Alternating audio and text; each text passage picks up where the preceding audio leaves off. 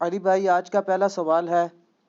پچھلے دنوں مدنی چینل سے ایک ویڈیو ہمارے سوشل میڈیا پر عام ہوئی جس میں بتایا گیا کہ قرآن حکیم میں اللہ تعالیٰ نے واضح فرمایا ہے کہ زمین ساکن ہے، یعنی اس میں کسی قسم کی حرکت نہیں ہے۔ اس حوالے سے اعلیٰ حضرت بریلوی صاحب کی کسی کتاب کا حوالہ بھی دیا جا رہا ہے، جبکہ دوسری طرف سائنس ہمیں بتاتی ہے کہ زمین مسلسل سورج کے گرد گردش کر رہی ہے۔ اسی تنازع کو بنیاد بنا کر انڈیا کے ایک چینل پر مسلمانوں کا خوب مذاق اڑایا گیا ہے۔ علی بھائی سے ریکویسٹ ہے کہ اس حوالے سے جو بات حق ہے وہ عوام الناس تک پہنچائیں تاکہ اس وقت مسلمانوں میں پیدا ہونے والی بے چینی کا خاتمہ ہو سکے۔ جزاک اللہ خیرہ۔ جزاک اللہ خیر و احسن الجزا۔ دیکھیں جی، اس حوالے سے جو وہ ویڈیو ہے دعوت اسلامی والوں کی، ان کی مرکزی مجلس شورا کے نگران جو ہیں حاجی عمران اتاری صاحب، وہ ویڈیو میں نے خود بھی دیکھی ہے جس میں انہوں نے چھوٹے چھوٹے بچے سامنے بٹھائے ہوئے ہیں اور ان کو یہ بات تعلیم کر رہے ہیں۔ ان کے اس نظریے کو ڈسکس کرنے سے پہلے ایک چیز میں کلیئر کر دوں کہ اس حوالے سے صرف بریلویوں کو سنگل آؤٹ کرنا یا دعوت اسلامی کو بدنام کرنا یہ بالکل غلط ہے۔ یہ سیم نظریہ جو ہے علماء دیوبند کا بھی ہے، ان کی ویڈیوز بھی یوٹیوب پہ رکھی ہوئی ہیں، اہل حدیث اور سلفی علماء کا بھی ہے۔ لہٰذا اس میں صرف بریلوی علماء کو ٹارگٹ کرنا یا اس مکتب فکر کو ٹارگٹ کرنا یہ علمی ناانصافی ہوگی۔ یہ بات کلیئر کرنا ضروری ہے۔ میں یہ ساری ویڈیوز پچھلے 2 ہفتے سے دیکھ رہا تھا جو ان کے حق میں بھی چڑھائی جا رہی تھی، تو میں نے اسے سیریس نہیں لیا اس حوالے سے کہ میں انتظار کر رہا تھا کہ کوئی ایک عالم دین تو اہل اسلام کے ہاں ایسا پایا جائے گا کہ جو سائنٹیفک فیکٹ کے ساتھ بات کرے اور قرآن کے دلائل کے ساتھ بات کر کے ان کو سمجھائے کہ آپ نے جو قرآن کی آیات کا فہم لیا ہے یہ بالکل کتاب و سنت کی تعلیمات کے منافی ہے۔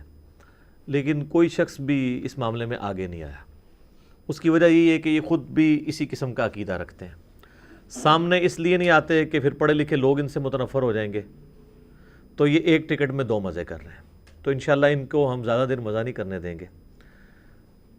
مجھے زیادہ پریشانی اس وقت ہوئی جب انڈین چینل کے اوپر یہ ویڈیو مدنی چینل کی چلائی گئی، تو اس وقت میں نے کہا یار یہ تو جو عامر خان نے پی کے فلم بنا کر ہندوازم کے فرسودہ نظریات کو لوگوں کے سامنے ایکسپوز کیا تھا، یہ سمجھ لیں کہ یہ ویڈیو ہمارے حق میں وہ پی کے ثابت ہو گئی ہے کہ اسلام کے ساتھ ان چیزوں کو تھوپا جا رہا ہے اور قرآن و سنت کے ان کا جو اپنا فہم ہے اس کو عقیدہ بنا کر پیش کیا جا رہا ہے اور اس کو اتنے شد و مد کے ساتھ پیش کیا جا رہا ہے کہ اگر اس کے خلاف کسی نے عقیدہ رکھ لیا تو وہ قرآن کا ہی منکر ہو جائے گا۔ یہ امیج دینے کی کوشش کی جا رہی ہے۔ تو پھر میں نے کہا کہ میں بھی اپنی خاموشی توڑ دوں اور اس کے اوپر کچھ بنیادی باتیں بھی، اور اسپیسیفکلی جو اعلیٰ حضرت کی کتاب ہے زمین ساکن ہے، وہ ان کے 3 فتوے ہیں جو اردو زبان کے اندر آپ کو ایک کمبائنڈ فارم میں کتاب مل جائے گی۔ آپ گوگل میں جا کے اس کا اردو کا PDF لکھیں تو وہ ڈاؤن لوڈ ہو جائے گا۔ آلموسٹ 60 صفحوں کے قریب کی وہ کتاب ہے۔ وہ ساری کتاب میں نے 1994 میں بھی پڑھی تھی جب میں FSC کا اسٹوڈنٹ تھا، اور آج جون 2020 ہے، تو اس ویڈیو کی وجہ سے مجھے دوبارہ اسے پڑھنا پڑا کرٹیکلی کہ میں دیکھوں کہ انہوں نے جو دلائل سامنے رکھے ہیں ان میں سے کتنی بات درست ہے اور کہاں پر ان کو سمجھنے میں غلطی لگی ہے۔ علمی اختلاف تو کسی سے بھی کیا جا سکتا ہے۔ تو ایک بنیادی بات اس حوالے سے سمجھ لیں کہ جہاں تک سورج اور چاند کی موشن کا تعلق ہے اس کے اوپر بالکل اتفاق ہے۔ اسلام ان کی موشنز کے بالکل خلاف نہیں بلکہ ان کے حق میں بات کرتا ہے، اور اس کے ثبوت میں سب سے ٹاپ آف دا لسٹ جو آیت مبارکہ ہے وہ سورہ یاسین کے اندر ہے۔ اعوذ باللہ من الشیطان الرجیم، بسم اللہ الرحمن الرحیم۔ سورہ یاسین جو ہے پارہ نمبر 22 سے شروع ہو کر 23 میں ختم ہوتی ہے، تو پارہ نمبر 23 میں ہی آیت نمبر 38 سے لے کر 40 تک یہ ٹروتھ ریویل ہوا ہے۔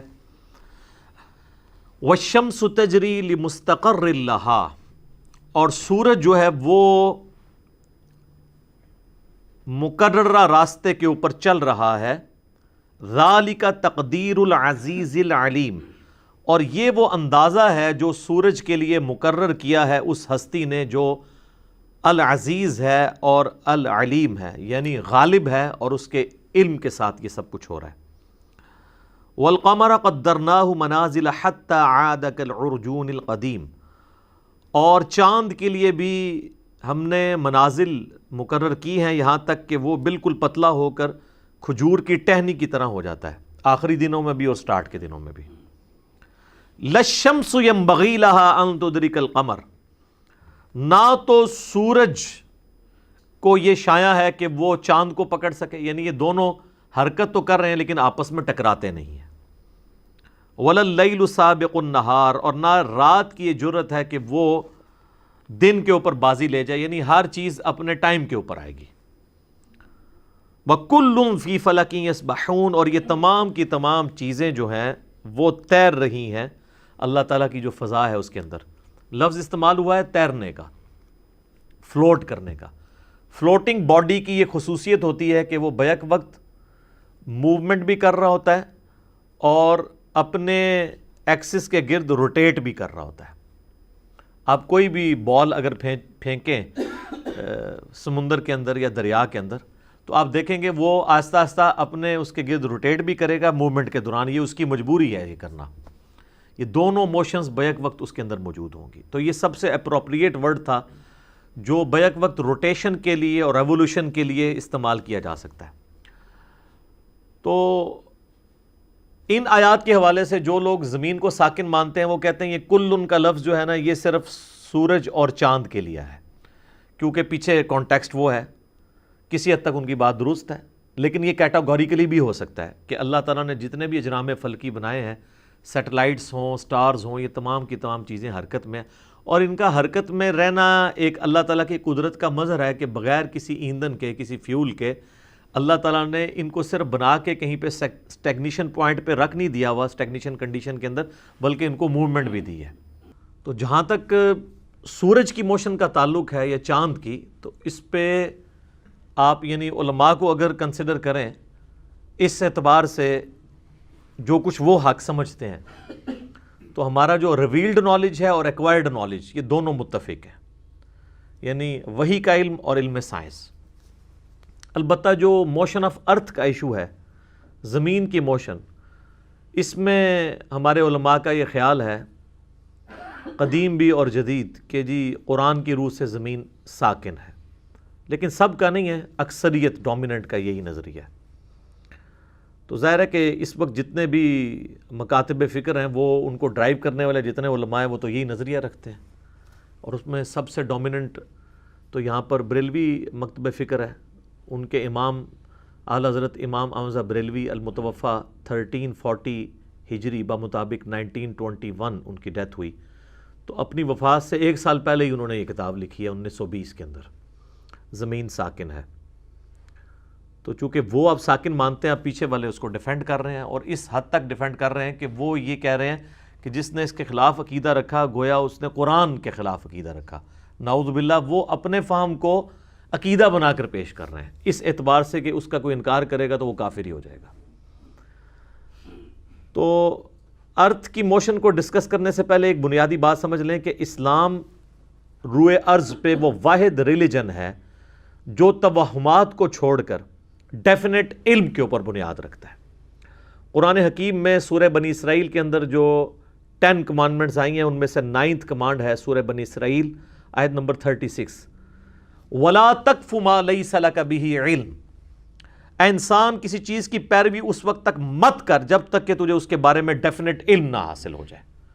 إِنَّ السَّمْعَ وَالْبَصَرَ وَالْفُؤَادَ كُلُّ أُولَئِكَ كَانَ عَنْهُ مَسْئُولًا، بے شک کان، آنکھیں اور عقل، دل ہو یا دماغ کوئی بھی چیز، اس کے بارے میں تم سے پوچھا جائے گا کہ ان 3 انسٹرومنٹس کو استعمال کر کے تم نے حق بات تک پہنچنے کی کوشش کیوں نہیں کی۔ اسلام کہتا ہے علم کے بغیر آپ نے بنیاد نہیں رکھنی، اور علم اسلام 2 ہی مانتا ہے، یا تو ریویلڈ نالج ہو، وحی کا علم، کتاب و سنت کا علم جو انبیاء کے ذریعے آیا علیہم السلام، یا پھر acquired knowledge, the knowledge obtained through observations and experiments، جسے ہم سائنس کا علم بھی کہتے ہیں۔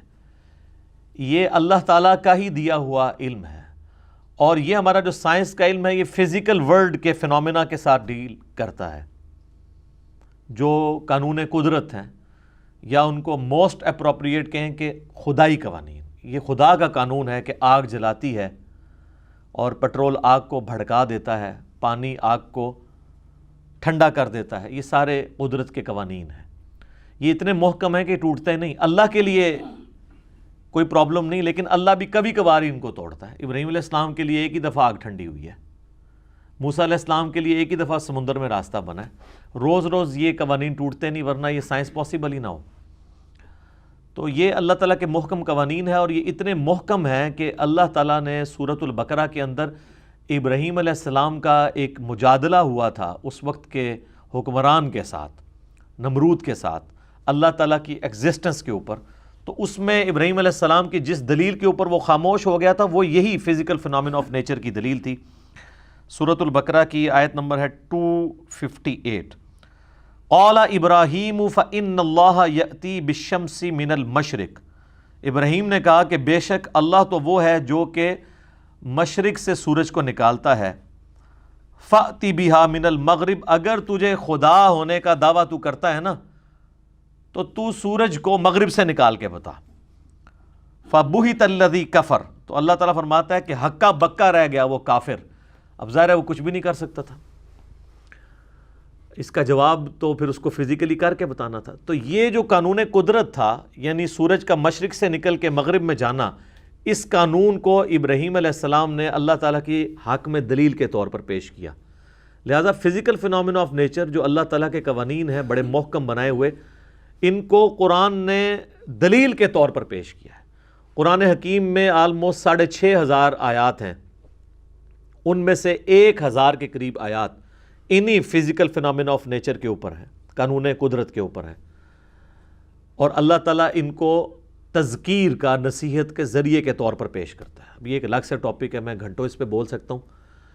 نمونے کے طور پر سورۃ البقرہ کی آیت نمبر 164 ہے، جسے آیت الآیات کہا جاتا ہے. اللہ تعالیٰ کی قدرت کی کئی ایک نشانیاں ایک ہی آیت میں اللہ تعالیٰ نے جمع کی ہیں کہ اللہ کی ذات وہ ہے جس نے زمین و آسمان کو پیدا کیا رات اور دن کے عدل بدل کے اندر. اسی طریقے سے زمین میں مخلوقات پھیلانے میں، آسمان سے بارش نازل کر کے زمین سے سبزہ اگانے میں، اور آسمان اور زمین کے درمیان جو مسخر اللہ تعالیٰ نے کیے ہوئے ہیں بادل، یہ اپنی جگہ کے اوپر سٹیبل ہیں اور پھر بارش لے کر یہ چلتے ہیں ہواؤں کے ساتھ. یہ تمام کی تمام قدرت کی نشانیاں اللہ تعالیٰ نے عقل والوں کے لیے رکھی ہیں کہ اس کے ذریعے وہ اپنے رب کو، اپنے کریٹر کو پہچان سکیں.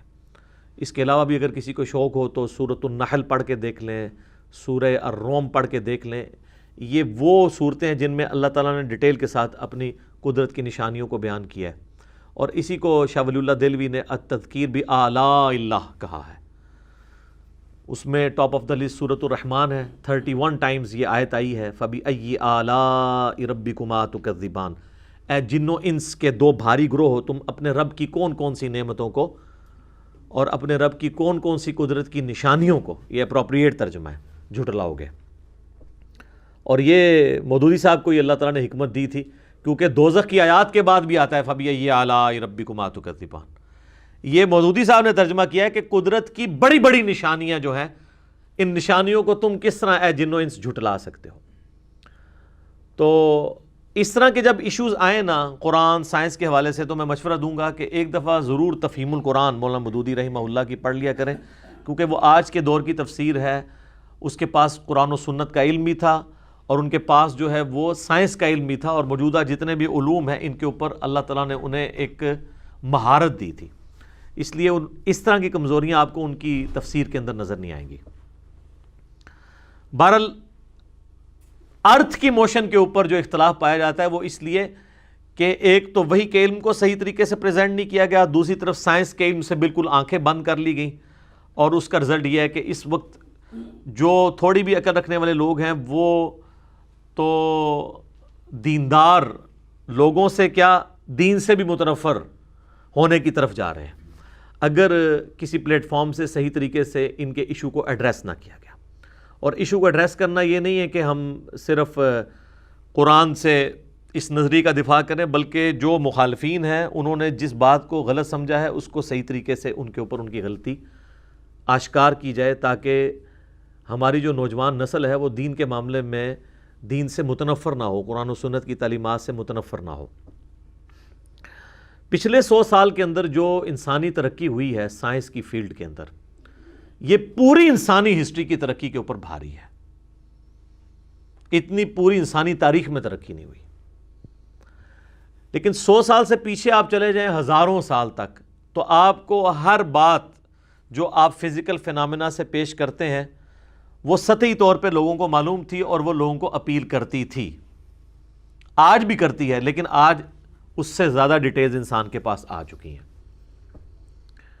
ان ڈیٹیلز کی وجہ سے لوگوں کے لیے ایشوز کھڑے ہو گئے، اور لوگ جو پرانی الہامی کتابیں ہیں، ظاہر ہے ہم تو ڈیفینڈ صرف قرآن کو کریں گے، اس کو 1400 سال پرانی کتاب کے طور پر دیکھتے ہیں، اور وہ یہ سمجھتے ہیں کہ یہ کتاب اب ایبسلیٹ ہو چکی ہے، کیونکہ اس کے اندر تو وہی اللہ تعالیٰ کی گفتگو ہے جو آج کے کامن جو بندہ سائنس کا علم رکھتا ہے اس کو ایز سچ اس میں کوئی انٹرسٹ نظر نہیں آتا بقول ان کے، حالانکہ ایسا نہیں ہے۔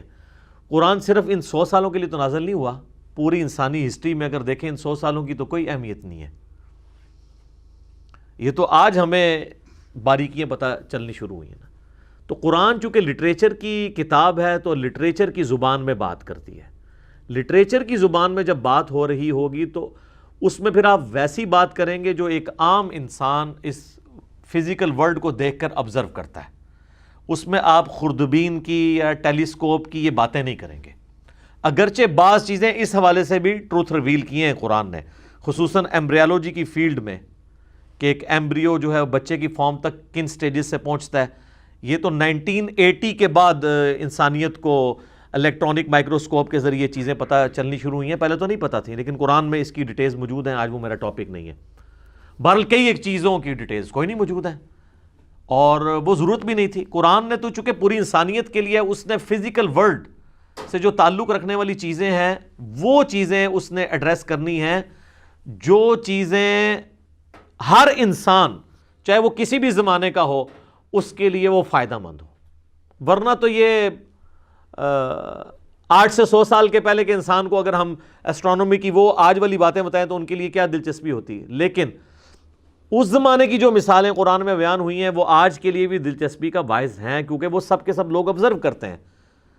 کیا انسانیت یہ آبزرو نہیں کرتی ہے کہ آسمان سے بارش نازل ہوتی ہے اور مردہ زمین جو ہے وہ زندہ ہو جاتی ہے؟ تو یہ مثال تو کبھی بھی پرانی نہیں ہوگی۔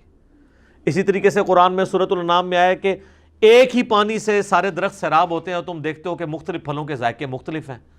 تو یہ انسانیت یہ ہمیشہ آبزرو کرے گی، اور پریشان ہے انسانیت کہ یہ کیسے ہو رہا ہے، یہ کیسے یہ ساری چیزیں چل رہی ہیں۔ تو اس کا جواب یہ ہے کہ God is the only explanation of all the physical phenomena in this universe. خدا ہی وضاحت ہے اس کائنات میں ہونے والے ہر فزیکل فینامنا کی، کہ یہ گاڈ چلا رہا ہے۔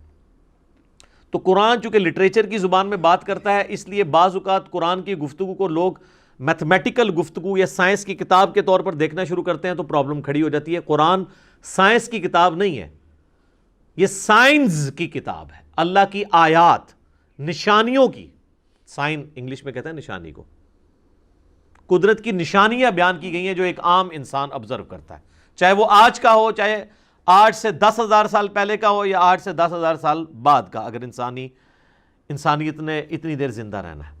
وہ سائنس کی بات کرتا ہے جو آپ آبزرو کرتے ہیں۔ تو سائنس بھی تو یہ کہہ رہی ہے نا، the knowledge obtained through observations and experiments is known as science۔ تو سائنس بھی تو آبزرویشن کے ذریعے سب کچھ کر رہی ہوتی ہے۔ تو بڑے سے بڑا سائنٹسٹ بھی آپ دنیا کے لے آئے نا، وہ کبھی یہ نہیں کہا کہ میرا آج دماغ کر رہا ہے کہ میں بریانی کھاؤں، وہ بھی کہے گا کہ میرا دل کر رہا ہے کہ میں بریانی کھاؤں، میرا دل چاہ رہا ہے۔ آپ دیکھیں اگر وہ محبت کے جذبات کو پریزنٹ کرتے ہیں تو وہ دل کا نشان بنا کے کرتے ہیں، حالانکہ ان کو بھی پتہ ہے کہ سوچنے کا جو آلہ ہے وہ دماغ ہے، انسٹرومنٹ آف انٹلیکٹ جو ہے وہ دماغ ہے۔ اگرچہ اب دل کی طرف بھی بات جا رہی ہے، اس پہ میرا علیحدہ سے ایک کلپ بھی ریکارڈڈ ہے، لیکن ڈومیننٹ تو دماغ کا معاملہ ہے۔ تو کبھی کسی سائنٹسٹ کا کوئی مذاق نہیں اڑاتا کہ یار یہ دل کیا سوچتا ہے کہ بریانی کھائی جائے، تو کہے گا میں لٹریچر کی زبان میں بات کر رہا ہوں۔ آج بھی امریکہ کے آپ اخبار اٹھائیں تو ان میں سن رائز اور سن سیٹ لکھا ہوگا. کبھی کوئی بیوقوف شخص بھی یہ جرت نہیں کرے گا کہ وہ ان اخبارات کا مذاق اڑائے کہ بھئی سورج تو غروب ہوتا ہی نہیں ہے, نہ سورج طلوع ہوتا ہے, وہ تو ود رسپیکٹ ٹو زمین ہوتا ہے, تو آپ یہ سن سیٹ اور سن رائز کیوں لکھ رہے ہیں؟ تو کیا کہیں گے کہ ہم انسانی آبزرویشن سے بات کر رہے ہیں. اس وقت سائنس کی گفتگو نہیں ہو رہی ہے بلکہ آبزرویشن کی ہے. تو آبزرویشن میں تو ظاہر ہے سورج غروب بھی ہوتا ہے, سورج طلوع بھی ہوتا ہے. تو قرآن بھی چونکہ لٹریچر کی بک ہے, قرآن کی جتنے بھی آپ نے چیزوں کو پڑھنا ہے وہ کبھی سائنس کی بک کے طور پہ نہیں پڑھنا, لٹریچر کی زبان اور اس میں بھی کامن انسان کی جو آبزرویشن ہے. اس لیے آپ دیکھیں وہ جو سورۃ الکہف کے اندر ایک آیت آتی ہے جس کا اکثر لوگ مذاق اڑاتے ہیں ذوالقرنین بادشاہ کے حوالے سے, جو ایتھیسٹ ہیں. یہ آیت نمبر ہے 86 کہ ذوالقرنین بادشاہ جو ہیں وہ اپنے سفر کے دوران ایک جگہ پہ پہنچتے ہیں, حتیٰ اذا بلغ مغرب الشمس وجدہا تغرب فی عین حمیہ. اللہ تعالیٰ فرماتا ہے کہ وہ سورج کے غروب ہونے کی جگہ تک پہنچ گیا, یہاں تک کہ سورج کو اس نے ایک کیچڑ والی ندی کے اندر ڈوبتا ہوا پایا. It seems like that. جب سامنے کوئی چیز نہیں اور سورج غروب ہو رہا ہے, آپ کبھی سمندر کے کنارے بھی چلے جائیں تو آپ کو لگا سمندر میں جا رہا ہے, تو انسان تو یہ آبزرو کرتا ہے. اس کا قطعاً یہ مقصد نہیں ہے کہ قرآن یہ کہتا ہے کہ سورج جو ہے وہ کسی ندی میں جا کے ڈوبتا ہے, بلکہ انسانی آبزرویشن کی بات ہو رہی ہے. تو یہ انسان کی جو آبزرویشن ہے نا فزیکل ورلڈ کو دیکھ کے, اس اعتبار سے بات ہو رہی ہے. لہٰذا اس طرح کی باتوں کا مذاق نہیں اڑانا چاہیے. قرآن کو سمجھنے کے لیے ضروری ہے کہ آپ اسے لٹریچر کی بک کے طور پر دیکھیں, سائنس کی بک کے طور پر نہیں. قرآن پاک کی کوئی ایک آیت بھی اسٹیبلش سائنس کے خلاف نہیں ہے, کیونکہ یہ ورڈ آف گاڈ ہے اور یہ کائنات جو ہے وہ کریشن آف گاڈ ہے. اللہ کے قول اور فعل میں تضاد نہیں ہو سکتا.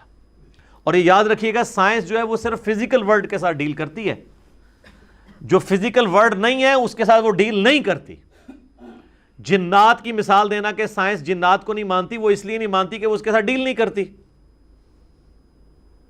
اسی طریقے سے فرشتے کبھی بھی آپ انسٹرومنٹ سے یا فزیکل آبزرویشن سے آبزرو نہیں کر سکتے, وہ اس فزیکل ورلڈ کی چیز نہیں ہے. تو وہ مثالیں دینا بالکل غلط ہے. سائنس وہ ان وجہ سے اس کو نہیں انکار کر رہی ہوتی ہے کہ وہ ایگزسٹ نہیں کرتی ہیں, بلکہ اس وجہ سے کہ ان کی ڈومین میں نہیں آتا. سائنس صرف فزیکل ورلڈ کے ساتھ ڈیل کرتی ہے, چاہے وہ چھپی ہوئی ہو چاہے ظاہر ہو. اب الیکٹرو میگنیٹک ویوز کسی نے نہیں دیکھی, پوری دنیا کا جو آپ دیکھ لیں یہ نظام سیٹلائٹ کا, ٹی وی چینلز کا, انفارمیشن کا اسی کے اوپر چل رہا ہے, لیکن اس کا کوئی انکار تو نہیں کرتا. ظاہر ہے وہ فزیکلی تو کسی نے دیکھی نہیں, لیکن ایکسپیریمنٹس کے ساتھ وہ چیزیں پروف ہو چکی ہیں. تو قرآن کے حوالے سے یہ دماغ میں کلیئر کرنا ضروری ہے, ادروائز مصیبت کھڑی ہو جائے گی. قرآن پاک لٹریچر کی زبان میں بات کرتا ہے, تو لہٰذا لٹریچر کی زبان میں اسے لیا جائے گا, ورنہ اگر آپ اس طریقے سے مذاق اڑائیں گے تو پھر ہم کئی چیزوں کا مذاق اڑائیں گے جو انسانوں میں اسٹیبلش ہیں, جو سائنٹسٹ خود بھی مان رہے ہوتے ہیں کہ یار یہ اس طرح نہیں ہے, لیکن چونکہ یہ ہم اس کو لٹریچر کی زبان میں ایسے بولتے ہیں تو اس لیے ہم اس کو ایسے بول رہے ہیں. یہ بڑی سخت زیادتی والی بات ہوگی. اس حوالے سے یہ بھی بات یاد رکھیں کہ اسی کانٹیکسٹ میں ایک بات کی جاتی ہے کہ جی وہ بخاری مسلم میں ایک حدیث ہے کہ حضرت ابو ذر غفاری سے نبی علیہ السلام نے پوچھا کہ اے ابو ذر تم جانتے ہو یہ سورج کہاں پہ جا کر غروب ہوتا ہے؟ تو انہوں نے کہا اللہ اور اس کا رسول بہتر جانتے ہیں. تو انہوں نے نبی صلی اللہ علیہ وآلہ وسلم نے فرمایا کہ جب سورج غروب ہوتا ہے نا تو اپنے رب کو سجدہ کرتا ہے عرش کے نیچے, اور پھر اللہ سے اجازت مانگتا ہے اگلے دن طلوع ہونے کی. اجازت مل جائے تو وہ طلوع ہو جاتا ہے, اور ایک وقت آئے گا کہ اللہ تعالیٰ اسے اجازت نہیں دے گا بلکہ فرمائے گا کہ جہاں سے آیا اسی طرف لوٹ جا. پھر وہ سورج مغرب سے طلوع ہوگا اور اس کے بعد کسی کی توبہ قبول نہیں ہوگی, یہ قرب قیامت میں ہوگا. وہ کہتے ہیں جی سورج تو وہ ٹریک میں ہے, اس طرح کیسے ہوگا؟ میرے بھائی یہ نبی علیہ السلام جو بات کر رہے ہیں فزیکل آبزرویشن کی کر رہے ہیں. ایک لمحے کے لیے سوچیں کہ سائنٹسٹ خود بھی اس بات کو مانتے ہیں کہ وقت کے ساتھ ساتھ زمین کی جو روٹیشن ہے نا اپنے محور کے گرد, اس کی سپیڈ کم ہوتی جا رہی ہے, اور وہ کہہ رہے ہیں یہ آہستہ آہستہ ایک وقت آئے گا یہ بالکل زیرو پہ آ جائے گی. اس وقت ارتھ جو ہے وہ کیسے موو کر رہی ہے؟ 23.5 کے اینگل کے اوپر. یہ نارتھ سے اگر آپ دیکھنا شروع کریں تو یہ اینٹی کلاک وائز موو کر رہی ہے, یعنی مغرب سے مشرق کی طرف. اس لیے آپ دیکھتے ہیں کہ مشرق میں پہلے سورج طلوع ہوتا ہے, مغرب میں بعد میں ہوتا ہے. اس کی موومنٹ کی وجہ سے. تو مغرب سے جو کہ مشرق کی طرف موو کر رہی ہے تو وہ طلوع ہونا شروع ہو جاتا ہے. مشرق سے ہوتا ہے پھر ادھر ہوتے ہوتے اس طریقے سے آپ جاتے ہیں. تو یہ اورینٹیشن اگر آپ سپوز کریں کہ یہ آہستہ آہستہ کم ہوتے ہوئے رک جائے اور پھر یہ اینٹی کلاک وائز کی بجائے کلاک وائز چلنا شروع کر دے تو سورج مغرب سے نکلے گا. لیکن یہ فزیکلی آبزرو ہو رہا ہوگا مغرب سے نکلنا, پیچھے اس کی ریزن یہ ہوگی. تو پیچھے جو ریزنز ہیں اس کو دین جو ہے وہ چھوڑ دیتا ہے, اس لیے کہ وہ ہر چیز کو اگر ایڈریس کیا جائے گا تو پھر قرآن اتنی کتاب نہیں ہوگی, پھر بہت موٹی کتاب بن جائے گی. وہ صرف اللہ تعالیٰ وہ بات کرے گا جو ایک کامن آدمی کو سمجھ آئے. لیکن میں نے آپ کو بتایا کئی ایک باتیں ایسی کی ہیں جو آج کے زمانے میں اور کچھ آنے والے زمانے میں ثابت ہوں گی, وہ باتیں بھی اپنی جگہ موجود ہیں. ایسا نہیں ہے کہ ان کو بالکل ویل لیفٹ کر دیا گیا. قرآن کبھی بھی پرانا نہیں ہوگا. ہر زمانے میں قرآن پاک کی نئی نئی جہتیں لوگوں کے سامنے آئیں گی جو ان کو اس بات کو ماننے پر مجبور کریں گی کہ اللہ کا کلام ہے. جو سورہ حمیم السجدہ میں بھی اللہ تعالیٰ نے فرمایا سَنُرِيهِمْ آیَاتِنَا فِي الْآفَاقِ وَفِي أَنفُسِهِمْ حَتَّى يَتَبَيَّنَ لَهُمْ أَنَّهُ الْحَقُّ. ان قریب ہم انہیں زمین و آسمان میں اور ان کی جانوں میں ایسی نشانیاں دکھائیں گے کہ یہ پکار اٹھیں گے کہ قرآن حق ہے, اللہ کا وجود حق ہے, اللہ کی جو پرسنالٹی ہے وہ حق ہے. یہ مان اٹھیں گے. اور وہ دیکھ لیں آپ مان رہے ہیں. اس پہ میں نے کئی ایک لیکچرز دیے ہیں.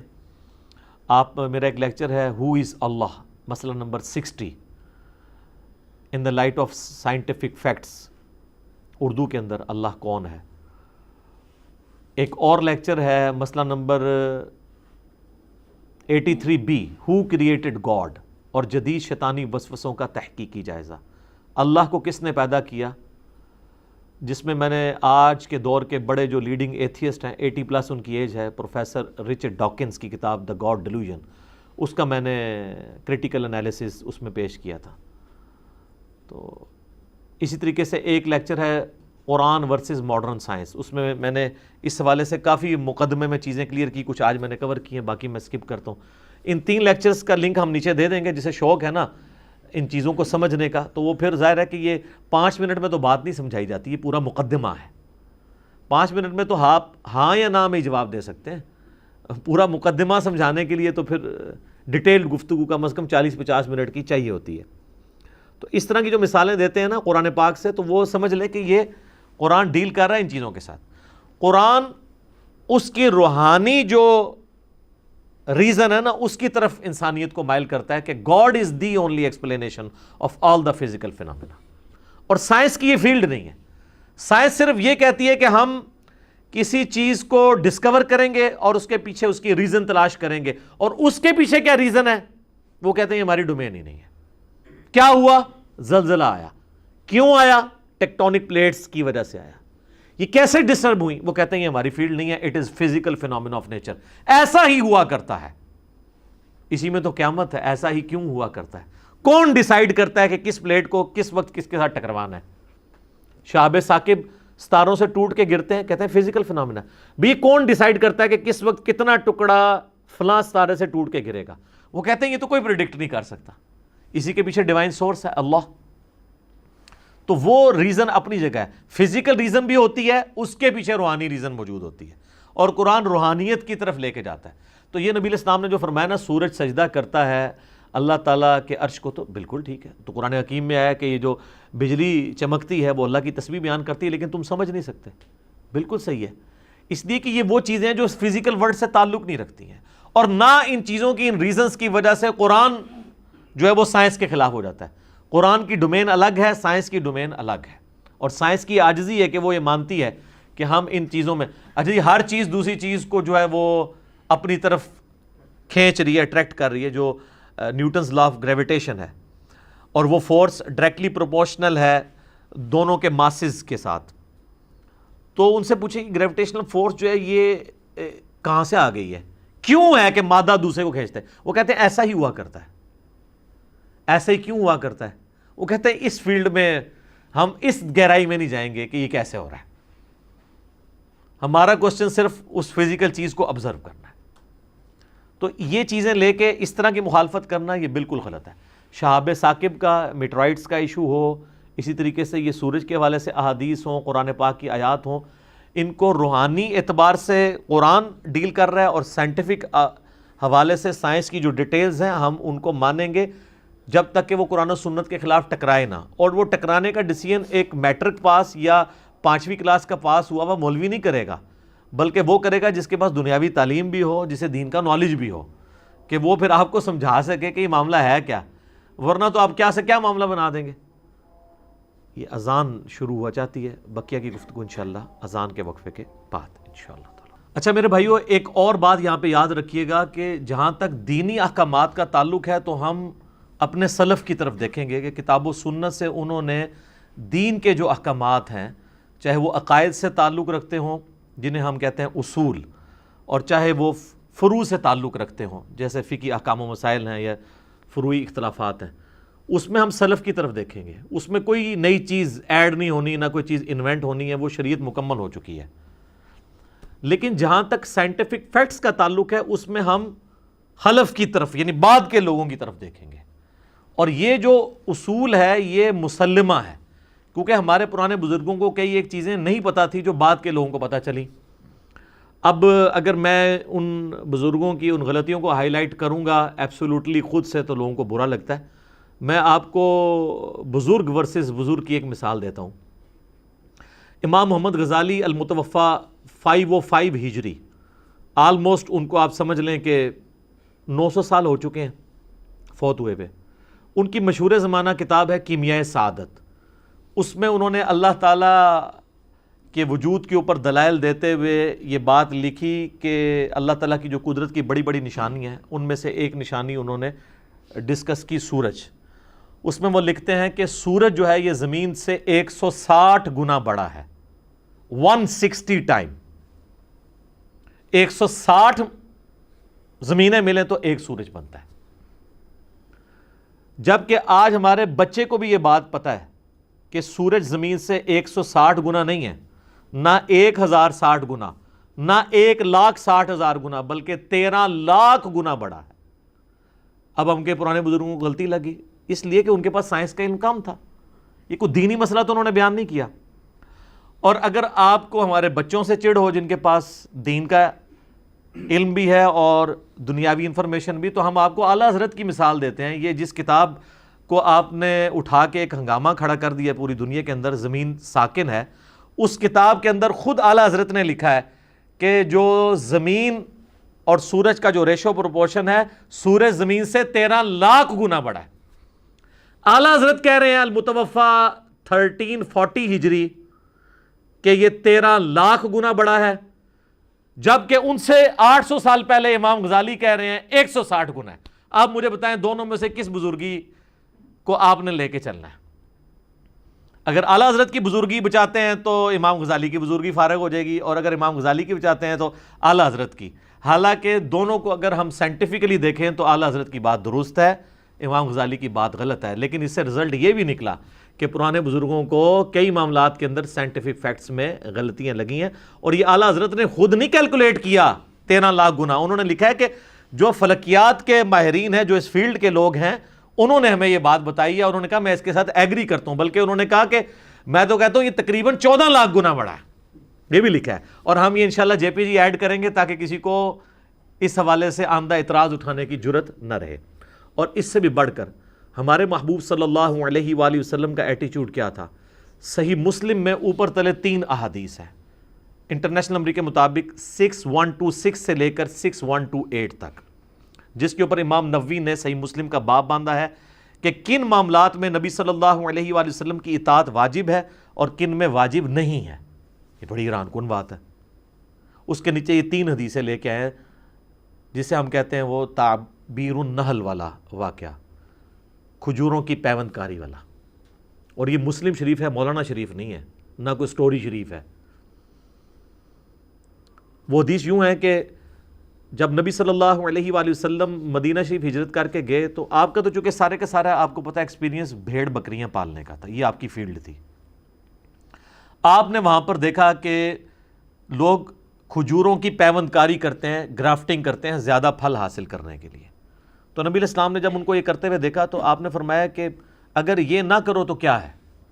یعنی نیچر کو بدلنے کی ضرورت کیا ہے، نیچرلی جو کچھ بھی ہوتا ہے اس طریقے سے ہوتا رہے. تو نبی علیہ السلام نے ان کو منع نہیں کیا، لیکن ایک مشوراتاً ایک بات ان سے کی. ان کے لیے تو وہ ماننا، پھر ان کے لیے تو نبی علیہ السلام کی شخصیت بہت بڑی تھی. انہوں نے آپ علیہ السلام کے مشورے پہ عمل کیا اور ان کی فصل ہو گئی کم. جب فصل کم ہو گئی تو وہ شکایت کرتے ہوئے نبی علیہ السلام کے پاس آ گئے، یا رسول اللہ آپ کے مشورے پہ عمل کیا تھا. تو آپ علیہ السلام نے فرمایا کہ جب کبھی میں تمہیں کسی دینی معاملے میں اللہ کے ریفرنس سے کوئی بات بتاؤں تو اس پہ عمل کرنا تم پہ ضروری ہے، لیکن جب کوئی میں اپنی رائے سے تمہارے دنیاوی کسی معاملے میں تمہیں مشورہ دوں تو وَأَنْتُمْ أَعْلَمُ بِأَمْرِ دُنْيَاكُمْ، تم دنیا کے کام کو، اپنے دنیا کے کام کو مجھ سے بہتر جانتے ہو. کیونکہ نبی علیہ السلام کا تو کھجوروں میں ایکسپیرینس نہیں تھا. اور آپ کے جو الفاظ ہیں نا کہ اللہ کے ریفرنس سے کوئی بات کروں اسے منوان اسی طریقے سے لیا کرو، جب میں اپنے مشورے سے کسی دنیاوی معاملے میں بات کیا کروں تو تم خود دیکھ لیا کرو اپنے معاملے کو. یہ الفاظ اس حدیث کے صحیح فہم کی حفاظت کر رہے ہیں. کیونکہ آپ کو پتہ ہے جو لوگ علم الغیب کا غلط عقیدہ رکھے ہوئے ہیں، ایک تو علم الغیب کا صحیح عقیدہ ہے کہ نبی علیہ السلام کو اللہ تعالیٰ جتنا بتاتا تھا وہ پتہ ہوتا تھا، جو نہیں بتاتا تھا وہ نہیں، باقی اس کی ڈیٹیلز میں ہم نہیں پڑھتے. اور ایک یہ ہے کہ سب کچھ پتہ تھا. ان کے لیے تو یہ حدیث موت ہے. تو انہوں نے آگے سے خود سے جوڑا ہوا ہے کہ وہ اصل میں نا پہلے سال تو فصل کم ہو گئی تھی، اگر وہ ایسے کرتے رہتے نا تو فصل خود بخود زیادہ ہو جانی تھی. سر یہ تو اسٹیبلش فیکٹ ہے کہ گرافٹنگ سے بہتری آتی ہے. یہ آپ نے جو انور اٹور تیار کیا ہے اور آپ نے جو کینو تیار کیا ہے یہاں سب کانٹیننٹ میں، یہ گرافٹنگ کے ذریعے کیا ہے نا، پیوند کاری کے ذریعے. تو میرے بھائی اس میں واضح الفاظ ہیں کہ آپ علیہ السلام فرمایا کہ جب میں اللہ کے ریفرنس سے بات کروں تو لے لیا کرو، اور جب میں اپنی کوئی ذاتی بات کرتا ہوں تمہارے دنیاوی کسی معاملے میں تو تمہیں بہتر پتہ ہے اپنے معاملات کو، تمہارا ایکسپیرینس زیادہ ہے اس فیلڈ کے اندر. اور اس سے بڑھ کر امام نووی نے جب امام مسلم کی اس حدیث پہ باب باندھا ہے، کیونکہ امام مسلم نے باب نہیں باندھے تھے. آج دنیا میں جو مسلم شریف میں باب آپ کو نظر آ رہے ہیں وہ امام مسلم کے نہیں، امام نووی کے ہیں. تو انہوں نے بھی اس کے اوپر ہیڈنگ بنائی ہے کہ کن معاملات میں نبی علیہ السلام کی اطاعت واجب ہے اور کس میں نہیں ہے. تو امام نووی نے بھی وہی فارم لیا ہے جو اس حدیث میں سے نکلتا ہے.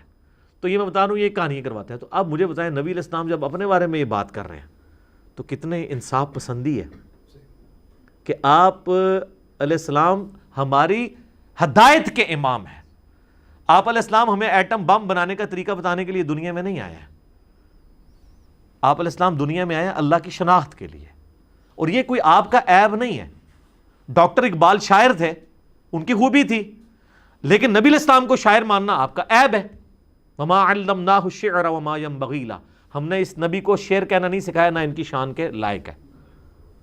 تو آپ تو شعروں پہ جھومتے ہیں، نبی علیہ السلام شعر نہیں کہہ سکتے تھے، اور اللہ نے کہا ان کی شان کے شان بھی نہیں، کیونکہ وہ ہدایت کے امام بنا کے بھیجے گئے. تو ان باتوں کو سمجھنے کی ضرورت ہے. ادروائز ایک عام مسلمان جو تھوڑا پڑھ لکھ جاتا ہے، چونکہ میں میکینیکل انجینئر ہوں اور پریکٹیکل فیلڈ کے اندر ہوں، ساتھ دین کے حوالے سے بھی ڈسکشن کرتا ہوں، تو مجھے پتہ ہے کہ ایک عام آدمی کیا سوچتا ہے، پڑھا لکھا آدمی، تو وہ پھر پریشان ہو جاتا ہے. تو میں پھر وہی بات ریپیٹ کروں گا کہ آپ نے قرآن حکیم کو ایز اے لٹریچر کی بک لینا ہے، اور قرآن پاک جن آبزرویشنز کی بات کرتا ہے وہ ہیں جو ایک کامن آدمی آبزرو کرتا ہے. ایک کامن آدمی جو دیکھ کے سمجھتا ہے نا، وہ اس کی ڈیٹیلز میں سوائے چند چیزوں کے باقی چیزوں میں بات قرآن نہیں کرتا، کیونکہ قرآن انسانی نفسیات کے ساتھ ڈیل کر رہا ہے. ورنہ تو پھر اگر قرآن آج کے دور کی ایک ایک نٹی گریٹی بیان کرتا تو مجھے بتائیں 100 سال کو نکال کے پچھلے 1300 سال کے لوگوں کے لیے قرآن میں کیا انٹرسٹ ہوتا ہے. وہ کہتے ہیں کس قسم کی باتیں کر رہے ہیں. آج مولویوں کو ہم بیسک سائنس بتاتے ہیں نا، وہ پریشان ہو جاتے ہیں. ہم انہیں کہتے ہیں یہ first law of thermo dynamics ہے، وہ کہتے ہیں. ہم کہتے ہیں یہ انٹروپی ہے، وہ کہتے ہیں انٹروپی کیا ہوتی ہے. ایوولوشن کے ان کو اسپیلنگ بھی نہیں آتے، تو ان کو کیسے یہ چیزیں پتہ چلیں گی. ٹھیک ہے، ڈارون کا رد تو تب کریں گے جب ان کو ایوولوشن کے اسپیلنگ بھی آتے ہوں گے، پھر وہ بتائیں گے کہ بھی ڈارون نے جو گمراہی پھیلائی ہے وہ کیا ہے، اسلام کیا بات کرتا ہے. جن کو پتہ ہی نہیں ہے باتیں، وہ کیسے کر سکتے ہیں. اب آ جائیں وہ اعلیٰ حضرت کی اس مشہور زمانہ کتاب زمین ساکن ہے، جو 1920 میں انہوں نے لکھی، اور آج بریلوی علماء اس کا دفاع کر کے امت کو یہ بتا رہے ہیں کہ اگر آپ نے زمین کو ساکن نہ مانا تو آپ قرآن کے خلاف ہو جائیں گے. اور صرف بریلوی اس میں سنگل آؤٹ نہیں ہے، دیوبندیوں کا بھی یہی عقیدہ ہے. یہی عقیدہ جو ہے وہ اہل حدیث کا بھی ہے. اہل حدیث کے سلفی سعودی عرب کے علماء کے باقاعدہ فتوے ریٹن میں چھپے ہوئے ہیں، ان کی تقریریں رکھی ہوئی ہیں یوٹیوب کے اوپر، کہ جس میں بتا رہے ہیں کہ بھی زمین ساکن ہے، قرآن یہی بتاتا ہے. تو ان کے جو مین دلائل ہیں نا وہ میں ڈسکس کرتا ہوں، جس کے اوپر پوری کتاب کھڑی ہے، تو آپ کو سمجھ آ جائے گا کہ انہوں نے غلطی کہاں پر کھائی ہے۔ انہوں نے عقلی دلائل بھی دیے ہیں، نقلی دلائل بھی دیے ہیں، یعنی نقلی دلائل سے مراد قرآن و سنت کی نقل سے جو آئے ہیں، یہ پنجابی والی نقل نہیں ہے کی پھر کہنا ہے گستاخی ہو گئی ہے، تو یہ نقل دوسری ہے، جو نقل ہوئے ہیں دلائل۔ اس میں انہوں نے جو بنیادی دلیل جس کو اپنے کتاب کی ہیڈنگ کے طور پر بھی پیش کیا، انہوں نے پہلے پیج کے اوپر دباچے کے سٹارٹ میں جس کو ہیڈنگ بنایا ہے اور جس کے اوپر پورے کا پورا مقدمہ کھڑا ہے، وہ آیت ہے سورہ فاطر کی آیت نمبر 41۔ اعوذ باللہ من الشیطان الرجیم، یہ پارہ نمبر 22 کے اندر سورہ فاطر ہے، آلموسٹ اس کے اینڈ پہ جا کے آتی ہے۔ ان اللہ یمسک السماوات والارض ان تزولا، بے شک اللہ ہی نے تھام رکھا ہے آسمانوں اور زمین کو کہ کہیں ٹل نہ جائیں، زوال پذیر نہ ہو جائیں، اپنی جگہ سے ہل نہ جائیں۔ وَلَئِن زَالَتَا ان امسکہما من احد من بعدی، اور اگر یہ اپنی اس جگہ سے ہل جائیں تو کوئی ایک بھی ایسا نہیں ہے کہ جو ان کو تھام سکے، اس کے بعد اپنی پوزیشن پہ واپس لا سکے۔ انہ کان حلیما غفورا، بے شک وہ یعنی اللہ بردبار ہے اور معاف کرنے والا ہے، یعنی وہ اس کی بردباری ہے، شرک ہوتے دیکھ رہا ہے، اور حلم ہے اس کے اندر، وہ ڈھیل دیتا ہے کہ شاید لوگ اس کی طرف پلٹ آئیں۔ وہ کہتے ہیں یہ جو الفاظ ہیں نا یمسکو، اس سے مراد ہے کہ اللہ تعالیٰ نے ان کو ایک جگہ روکا ہوا ہے۔ اس کا مطلب بالکل یہ نہیں ہے۔ اگر آپ یہ مطلب نکالنا شروع کریں گے تو پھر آپ کے لیے پرابلم کھڑی ہو جائے گی۔ سورۃ الملک تو سارے ہی پڑھتے ہیں نا جی رات کو سونے سے پہلے، یہ تو ہمارے وظائف میں سے ہے نا۔ سورۃ الملک میں ایک آیت آتی ہے پرندوں کے حوالے سے، آیت نمبر ہے 19۔ اولم یروا الی الطیر فوقہم صافات ویقبضن، کیا تم لوگوں نے اپنے سروں کے اوپر پرندے نہیں دیکھے جو پر پھیلاتے ہیں اور سمیٹتے ہیں؟ ما یمسکہن الا الرحمن، وہی الفاظ آگے، یمسکو، ان کو نہیں تھام رکھا مگر رحمان نے۔ انہ بکل شیء بصیر، بے شک اللہ تعالیٰ ہر چیز کو دیکھنے والا ہے۔ تو یہ اللہ نے جو آسمان کے اندر پرندے تھامے ہوئے ہیں، تو اس کا کیا مطلب ہے؟ پرندے آگے پیچھے نہیں جاتے ہیں، الفاظ وہ یہ یمسکو۔ اس کا مطلب یہ ہے کہ وہ اللہ تعالیٰ نے ان میں یہ کمپیٹنسی پیدا کی ہے کہ وہ اپنے آپ کو بیلنس رکھتے ہیں، یعنی وہ اڑتے ہوئے چلتے بھی رہتے ہیں، آگے پیچھے بھی جاتے ہیں۔ وہ جو فورس آف بوئنسی ہے، جو ہوا کی قوت اچھال ہے، جس کی وجہ سے ہوائی جہاز اور پرندے ہواؤں میں اڑتے ہیں اور سمندروں کے اندر بحری جہاز تیرتے ہیں، قوت اچھال جسے ارشمیدس پرنسپل کے تحت جس کو وہ کیلکولیٹ کیا جاتا ہے، وہ قوت اچھال اللہ نے رکھی ہوئی ہے۔ تو یہاں پہ یمسکو کا ترجمہ کوئی یہ کرے گا کہ پرندے ایک جگہ ہی رکے ہوئے ہیں، اس میں تو الفاظ ہیں کہ پر پھیلاتے بھی ہیں، اکٹھے بھی کرتے ہیں۔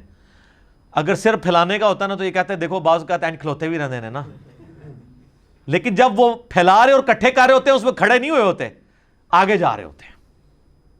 جس طرح ٹرین ہے، ٹرین کو اپنے اس محور میں رکھنے کے لیے دو پٹریاں ہیں اور اس میں ان کے جو پہیے ہیں اس کا ایکسٹینڈڈ پورشن ہے، اور اگر سپیڈ سے وہ کسی کارنر سے گزرے گول دائرے سے تو وہ بعض کا سینٹریفیوگل فورس اتنی ہو جاتی ہے کہ وہ پٹری سے ہی اتر جاتی ہے۔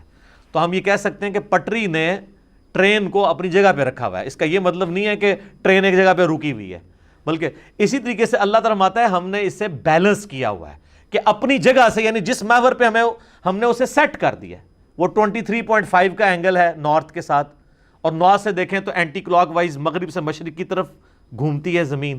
یہ دو بڑی موشنز ہیں نا زمین کی، ایک زمین اپنے محور کے گرد گھومتی ہے ہر سیکنڈ میں ½ کلومیٹر، اور بیک وقت وہ ریوالو بھی کر رہی ہوتی ہے سورج کے اراؤنڈ، وہ ایک سیکنڈ میں 30 کلومیٹر ہے جی۔ اور ایک تیسری موشن ہے جو آپ امیجن بھی نہیں کر سکتے، وہ پورا نظام شمسی انکلوڈنگ زمین اور تمام سیٹلائٹس سورج کے سمیت 200 کلومیٹرز ایک سیکنڈ میں ٹریول کر رہے ہیں۔ پتہ نہیں کتنے چاہ رہے ہیں جناب، ایڈی وڈی کائنات ہے اللہ دی، 200 کلومیٹر ایک سیکنڈ میں۔ اس پہ آپ کے عقلی سوالات بھی آئیں گے، میں اس کو بعد میں ڈیل کرتا ہوں کہ ہمیں پتہ کیوں نہیں چل رہا. میں دسنا جناب، کسی سائنٹسٹ کو بہو گے تو دسے گا نا کہ یہ پیچھے کی سائنس ہے. یہ 3 بڑی موشنز ہیں، ایک چوتھی بھی ہے وہ جو اپنے محور کے گرد 23.5 کا اینگل ہے نا، اس میں بھی زمین یوں بھی کرتی ہے، وہ بھی کمال اس کی موشن ہے. یہ 4 موشنز ہیں. تو یہ اللہ تعالیٰ نے اس سارے معاملے کو بیلنس کیا ہوا ہے کہ وہ اس محور سے نہیں ہٹتی، ورنہ تو اگر یہ 23.5 کا اینگل ہی ختم ہو جائے، آپ کے موسموں کی تبدیلی ختم ہو جائے، وہ سارے موسم تبدیل اس کی وجہ سے ہو رہے ہیں. اور پھر کس طریقے سے اللہ تعالیٰ نے اسے ایک محور کے گرد گھمایا ہوا ہے،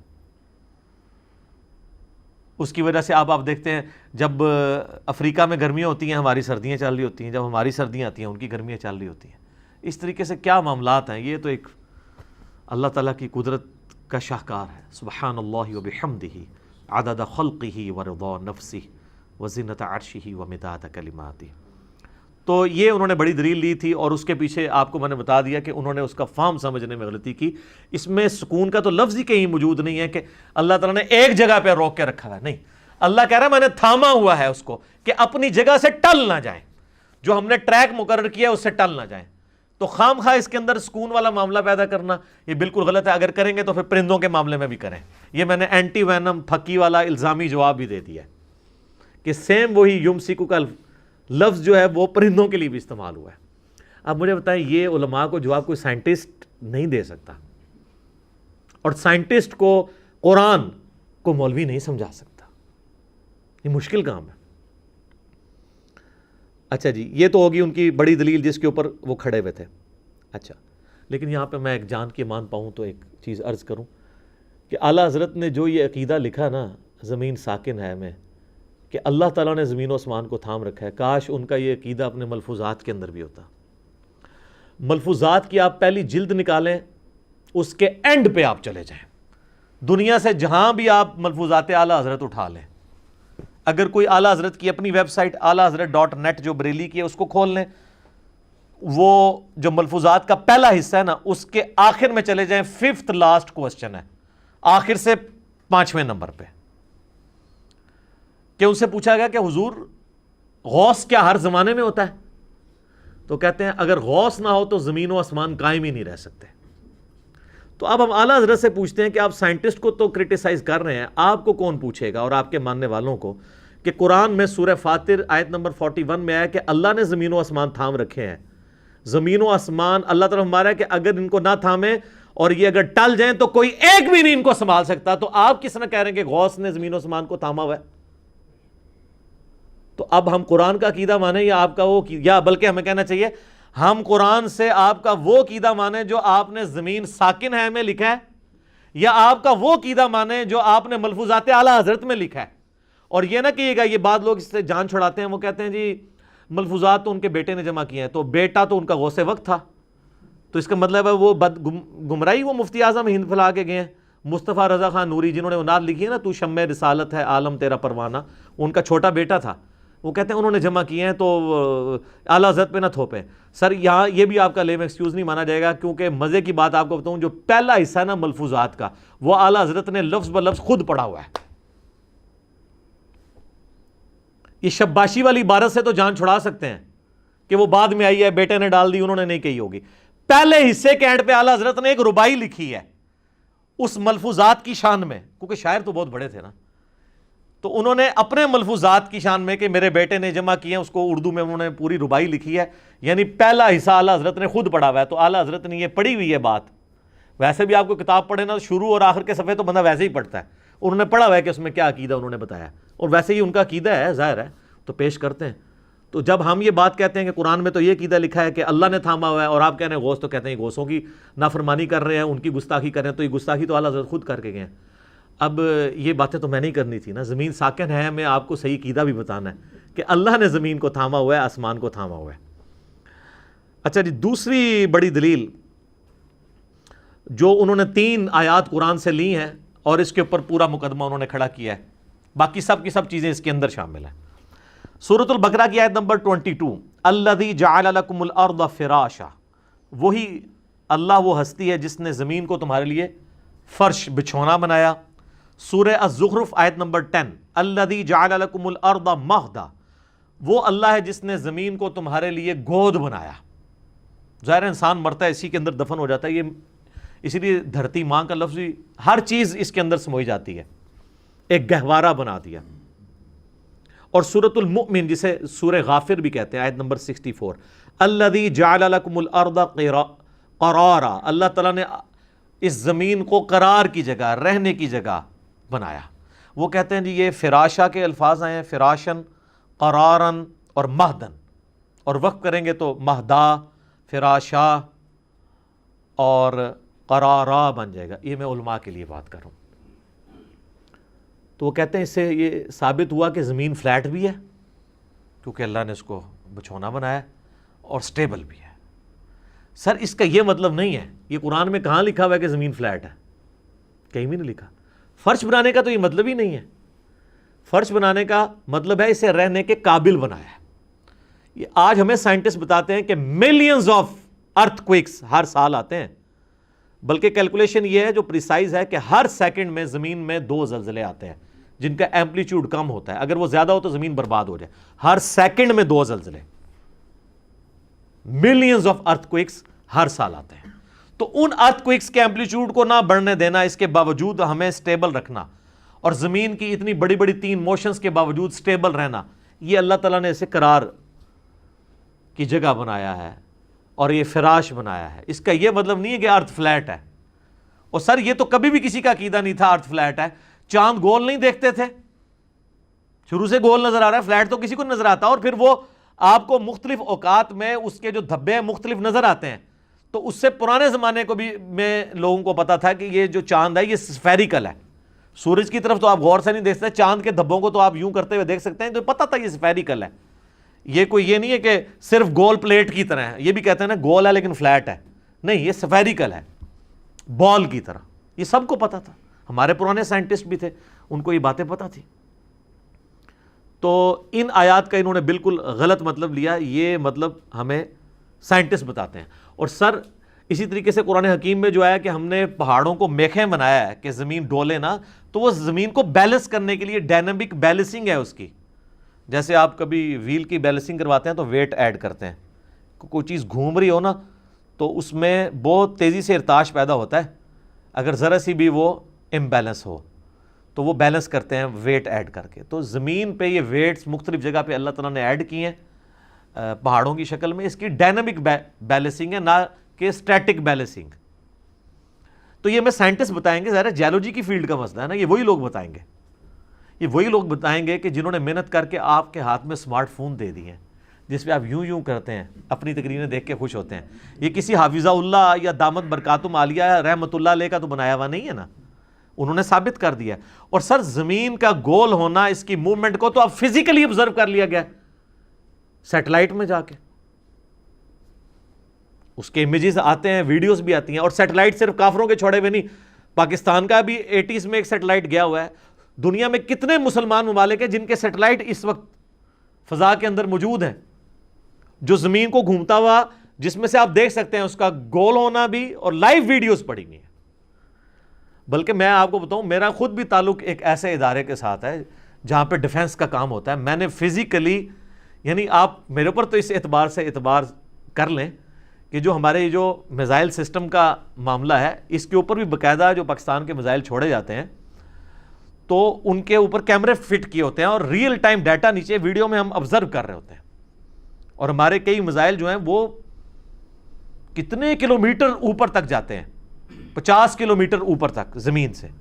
اب ایک میزائل اگر 50 کلومیٹر زمین سے اوپر گیا ہوا ہے، آپ کے ہوائی جہاز وغیرہ تو یہ 10 کلومیٹر سے زیادہ اوپر نہیں جاتے جو بوئنگ اور ایئر بس کے ہیں، لیکن میزائل چونکہ وہ ریئر ایٹماسفیئر میں چلا جاتا ہے جہاں آلموسٹ آپ سمجھ لیں کہ زمین کی وہ ایٹماسفیئر کی ڈینسٹی بہت کم ہوتی ہے.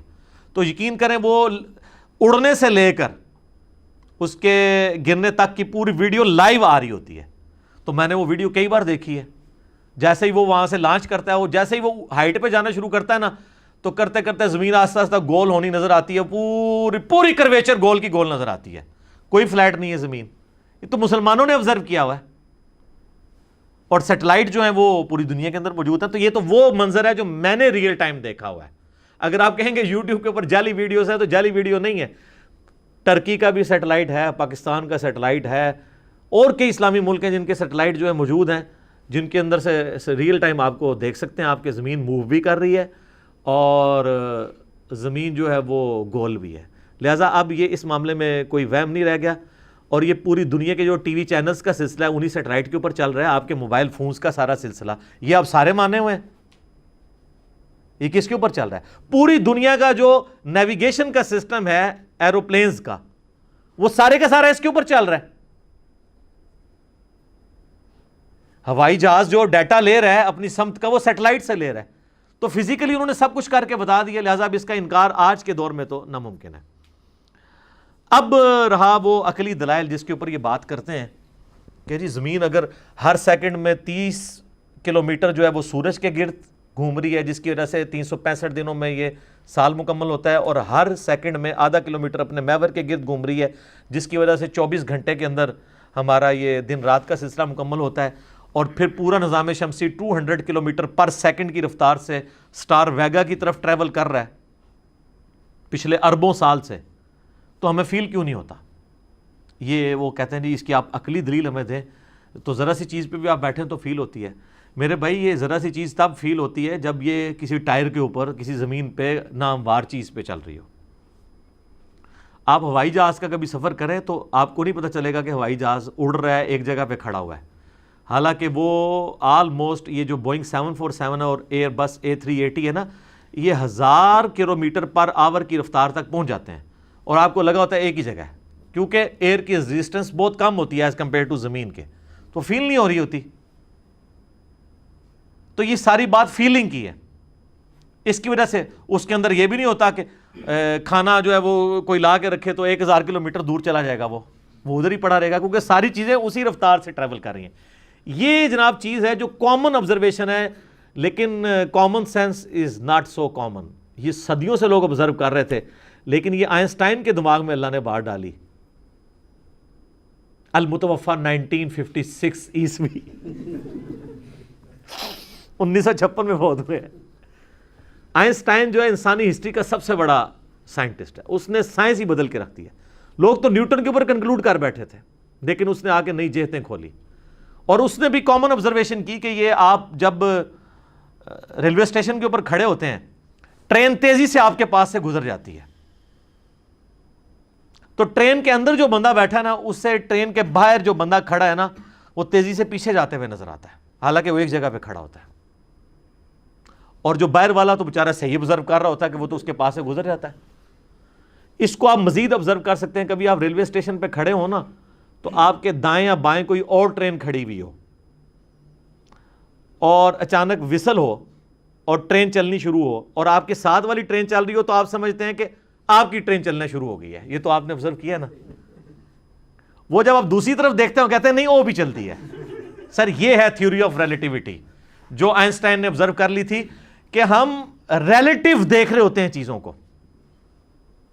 اس کو دیکھ کے آپ کو لگ رہا تھا کہ آپ چل رہے ہیں, حالانکہ وہ چل رہی تھی. اور ادھر جب آپ نے دیکھا, جب آپ نے ریفرنس چینج کیا, تو آپ ایک جگہ پہ کھڑے تھے. ٹرین کے اندر جو بندہ بیٹھا ہوا ہے, اس کے ساتھ جو سواری بیٹھی ہے, وہ بھی 120 کلومیٹر پر آور کی رفتار سے چل رہی ہے, لیکن اس کو وہ ایک جگہ نظر آ رہی ہے, کیونکہ اس کے اعتبار سے وہ خود بھی جو اتنی رفتار سے موو کر رہا ہے, اس لیے اس کو فیل نہیں ہوتا. اب ٹرین کے اندر کوئی اپنا ہاتھ میں ایک ٹینس بال لے کے یوں اچھالے, تو اس کے ہاتھ میں واپس آئے گا. آپ کی بات اگر وہ والی مان لیجیے تو اچھالتے ہی اس کو 100 کلومیٹر پیچھے چلا جانا چاہیے, نہیں, اس لیے کہ وہ آلریڈی اس پورے سسٹم کے ساتھ موو کر رہا ہے. اسی طریقے سے یہ پورا نظام شمسی ہے, زمین ہر چیز کو اپنے ساتھ لے کے موو کر رہی ہے. تو اب آپ کو جو سعودی مفتی نے ایک اعتراض کیا نا, اس نے کہیں لیکچر دیا ہے, اور وہ گوگل پہ خوب مذاق اڑایا ہوا ہے سائنٹسٹ نے. وہ کہتا ہے اگر یہی بات مان لیجیے نا, تو جب جہاز اڑتا ہے نا, جب جہاز ہوا میں جاتا ہے, تو نیچے سے زمین جو ہے وہ خود بخود, یعنی اگر میں آپ کو سمجھاؤں آج کے اعتبار سے, کیونکہ سورج جو زمین ہے وہ اپنے محور کے گرد جو ہے وہ مغرب سے مشرق کی طرف روٹیٹ کر رہی ہے نا, تو اس کا مطلب یہ ہے کہ سعودی عرب سے اگر صرف جہاز ہوا میں ہی جائے نا, تو اسے تھوڑی دیر بعد پاکستان خود بخود پہنچ جانا چاہیے, کیونکہ نیچے سے زمین ہی گھوم گئی ہوگی. تو وہ کہتا ہے جب یہ ہوا میں جاتا ہے نیچے سے زمین پوری گھوم کے ہم امریکہ خود بخود کیوں نہیں پہنچ جاتے ہیں؟ تو اس کا جواب یہ ہے میرے بھائی کہ زمین صرف خود نہیں موو کر رہی، ایٹماسفیئر جو زمین کے اوپر ہے، جس میں سے پہلے 50 کلومیٹر جو ہیں وہ ڈینس ایئر کے ہیں، یہ پورا ایٹماسفیئر زمین کے ساتھ موو کر رہا ہے. جیسا کہ ٹرین میں آپ بیٹھے ہوئے ہیں نا، تو وہ ٹرین میں ہر سواری، ہر چیز آپ کے ساتھ موو کر رہی ہے. آپ کے اعتبار سے وہ اسٹیگنیشن ہے، باہر کے اعتبار سے موو کر رہی ہے. تو جب جہاز اڑ رہا ہوتا ہے نا، جہاز جب اڑ رہا ہوتا ہے نا، تو وہ جو زمین کی اپنی رفتار ہے نا، اس کے اعتبار سے وہ آلریڈی اس فضا میں بھی اس سپیڈ سے چل رہا ہوتا ہے. لیکن اس میں ڈیپینڈ کرتا ہے کہ ایئر کی ریزسٹنس کیا ہے. اگر ہوا اس طرف چل رہی ہوگی تو پھر ظاہر نہیں وہ ہوگا.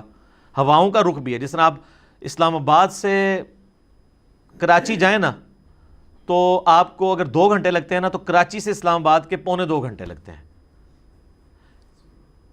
وہ ڈیپینڈ کر رہا ہوتا ہے کیونکہ سمندر سے ہوائیں اڑ کے اس طرف آ رہی ہوتی ہیں، تو اس وجہ سے وہ ٹائم کا فرق آتا ہے. وہ اگر ایئر ریزسٹنس ختم ہو جائے پھر تو برابر.